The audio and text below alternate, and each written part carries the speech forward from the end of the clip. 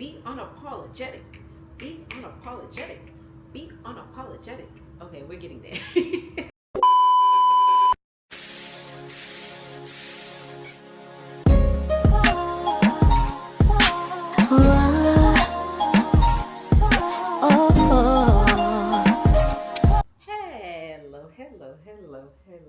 Hello, my darlings.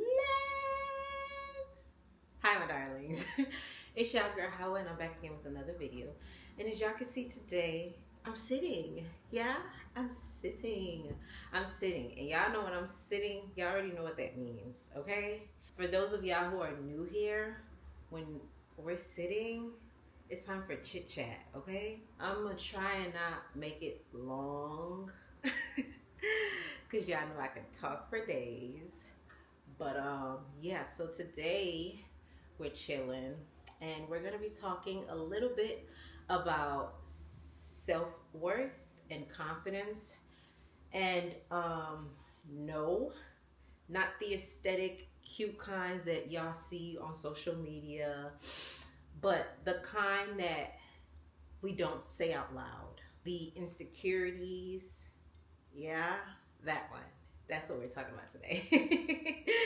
The ones that we don't think exist, the ones that we don't talk about, that one. Let's talk about what is self-worth, what's confidence, and how do we measure it. This conversation comes from two ideas, and that is my own self-growth, and then I recently watched a movie called I Feel Pretty, which I highly recommend. My girlies, y'all check that out. I highly recommend it. I would say I've been wanting to do this topic or this sit down talk with you guys for a while. I just didn't know like what route or how to go about it. So I just kind of let it sit on the back burner until I figured out how I wanted to bring this topic to my channel. So with the movie, after seeing the movie, it was like a ding, ding, ding, ding, ding. Here you go. Like, you know, you're praying for give me a sign. I feel like that was my sign to do it because the movie, it made me realize it. It made me come to a realization about a lot of the things that I've been talking about within myself or just talking about in general. And the movie just like put a light on that, like, hey, here's how you can bring that topic to life on your channel. These last 2 years, 25, 26, 25. Y'all know how they say your frontal lobe develops at 25? Yeah, well mine I don't know about y'all, but mine definitely did that do. Like it took me for a spin. Okay, 25 was a year. And I'm not, I know I sound like I'm not appreciative, but that year taught me a lot. A lot about myself, a lot about relationships, a lot about friendships. It taught me a lot about boundaries and self-love. 25 was an amazing year. Although it was hard, it was amazing because y'all know, like, when you look back, okay, I feel like your tough times make you who you are. And a lot of times we remember the good things, but the bad things hold a lot of memories because you sit back and you think like, dang, I remember when I was in this space and I didn't think I could come out of that. Yeah, well, yeah, 25, my frontal lobe, it definitely did a thing. And not just that, I'm also a very transformative person. I'm always looking for ways to grow. So I'm always reflecting on myself, how I can be better, what I need to do better and be a better being. So yeah, I'm always growing, I'm always changing. So it was a crucial moment. 25, 26, but mainly 25. I went through the hardest times of my life, but I'm very, very appreciative.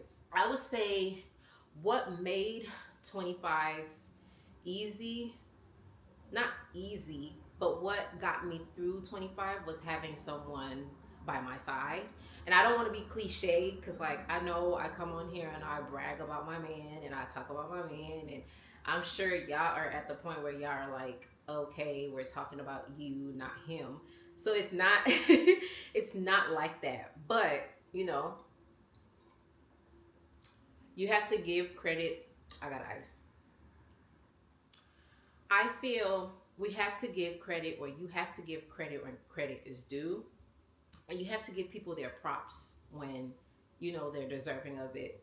So I want to give him my props, my man, because it wasn't an easy time. Like I said, it was very crucial, but I had him beside me.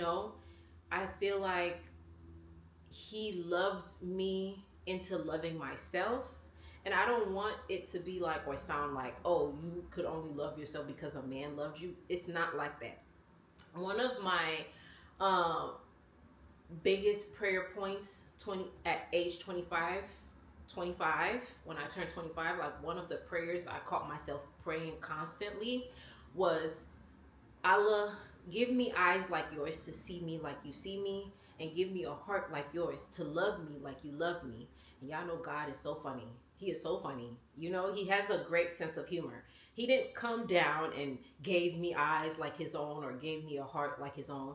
I feel like he used Malik because there are things that I wouldn't say like very insecure about. When you're a child, you let people label you and tell you what you are and who to be and how to be.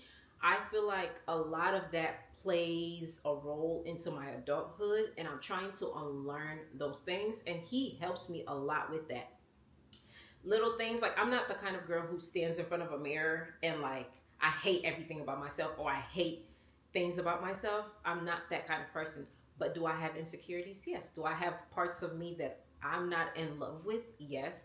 But having him love those parts of me that I wasn't in love with has helped me fall in love with those parts of myself. Like, maybe that's not so bad.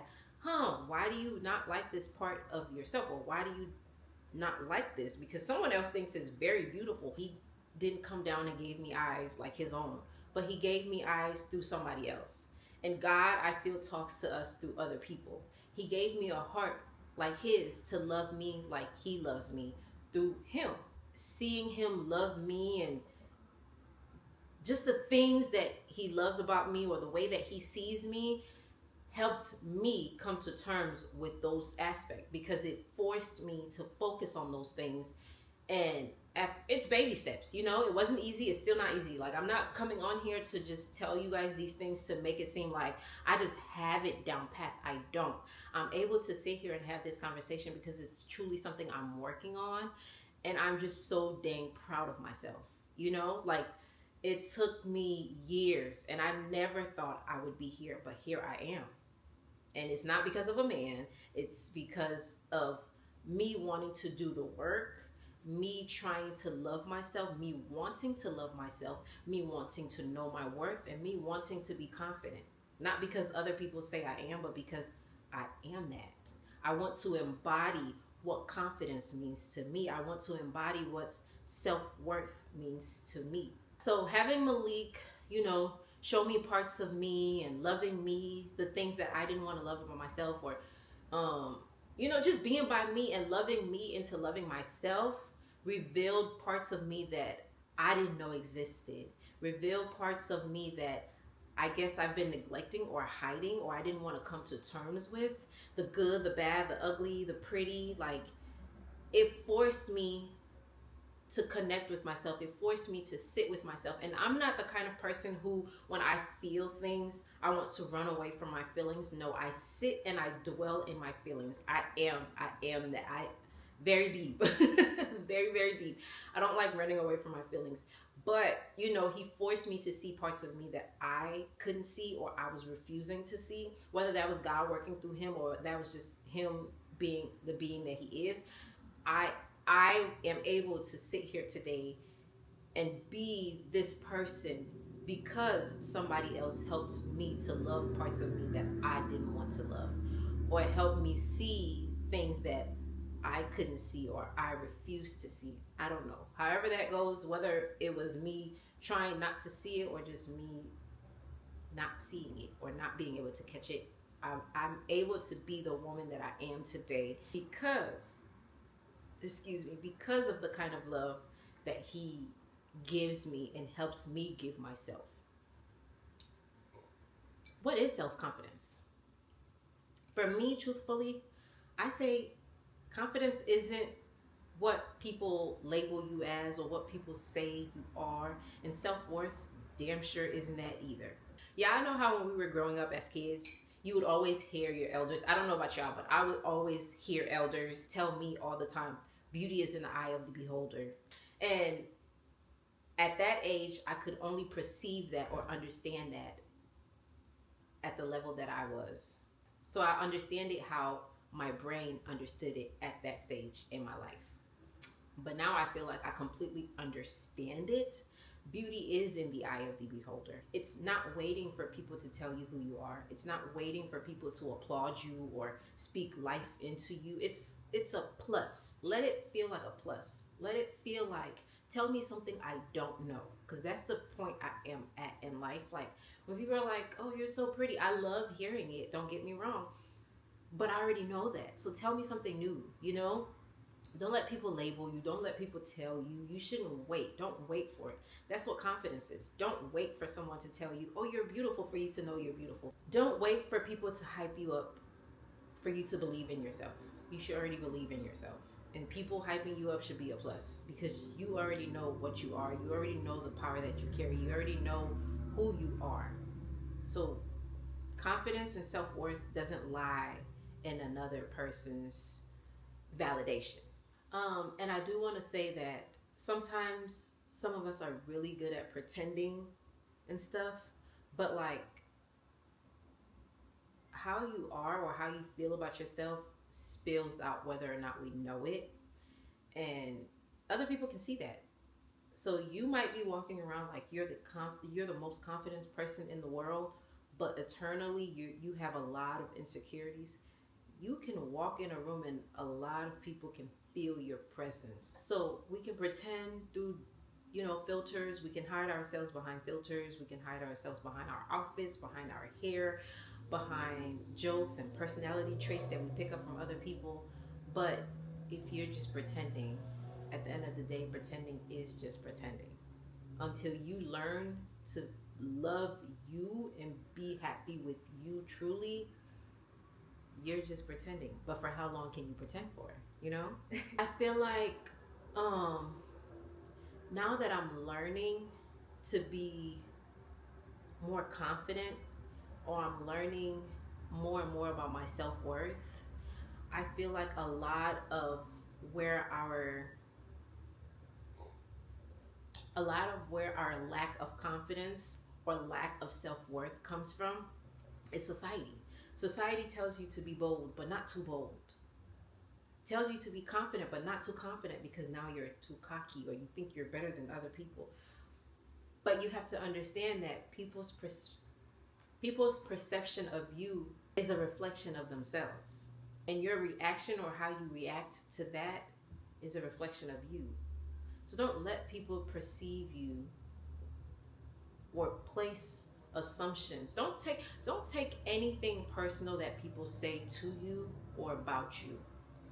And it's very hard because these are things that stem from our childhood. I see, or I've learned that as I've gotten older, I've continued to dim and dim and dim my lights to keep other people around, to keep others happy.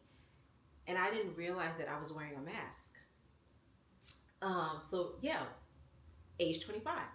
I'm sitting and I'm journaling about just me and like relationship, friendships.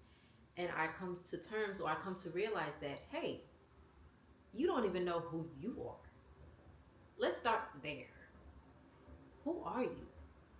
And not what people have labeled you as, not what people have called you to be, not what people want you to be. Who are you? I'm using words that people have been using. And I'm not saying that those words aren't true. I am kind. I am sweet. I am patient. I am, very loving. I am nurturing. I am giving. I can say that. All of that two things can be true at once. Oh my God. I don't know why I'm stuttering. But two things can be true at once. But like truly and honestly, I was performing. I was wearing a mask. I was being everything that everyone else wanted me to be, because if I said no, then I'm not nice. If I got mad and lashed out, then I'm not sweet. If I did anything that went against what people said I was or what people wanted me to be, then I wasn't that anymore. And I didn't know how to not be that. So in order for me to keep other people happy, I was nice, I was sweet, I was kind, I was patient, I was nurturing, I was motherly, I was whatever, whatever.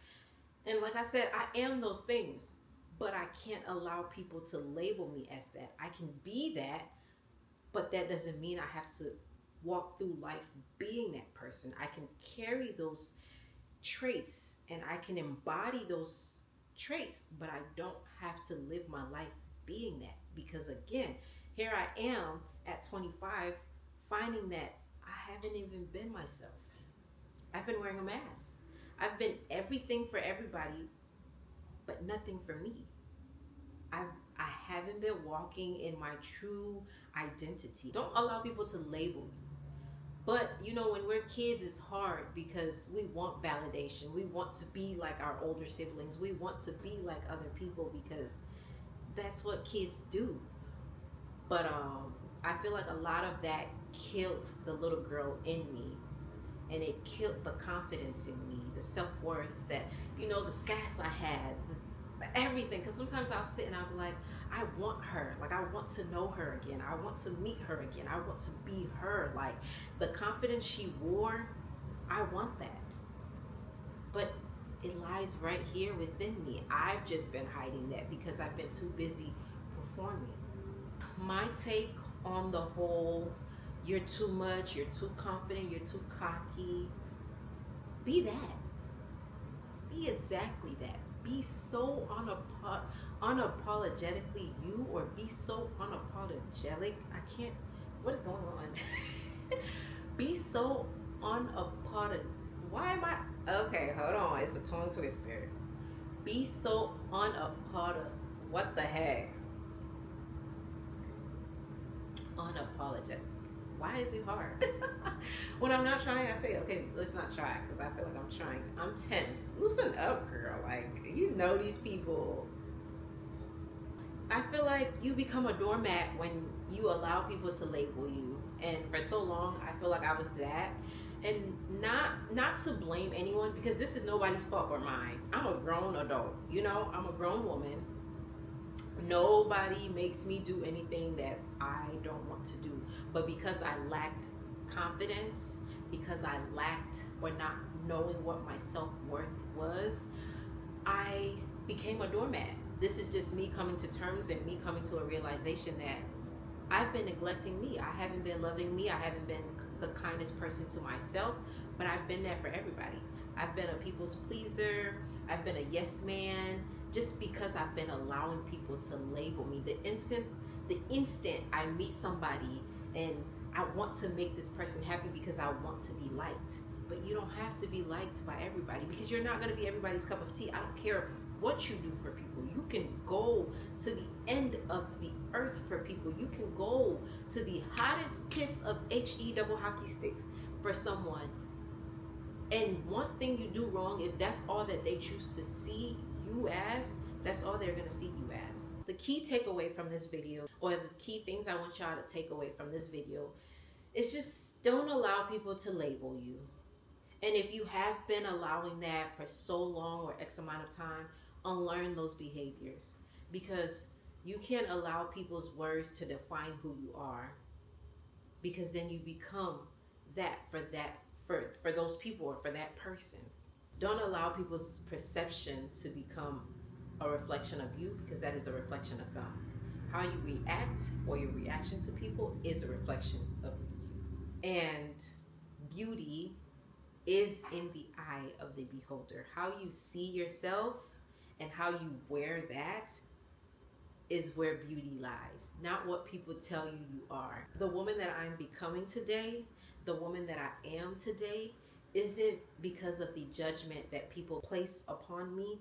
It's truly because of who I am and who I want to be, and sitting with myself and asking, who is Howard? And once I learned who Howard was, or who Howard is, and who I want Howard to be, not who Howard has been for other people, but who I want Howard to be, I am not people's projection. I am not people's label. I am not what people label me as. I am not what people want me to be labeled as. I am exactly who I am. I am exactly who I want to be. And yeah, it took me some time to get here. It took me some time to get to know this woman and get introduced to this woman. So like I said, I don't want y'all to think that this is a destination, because it's not. I haven't even got it down path. I'm crawling.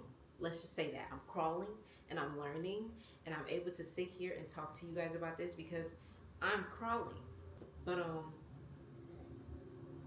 yeah, you know, be who you are.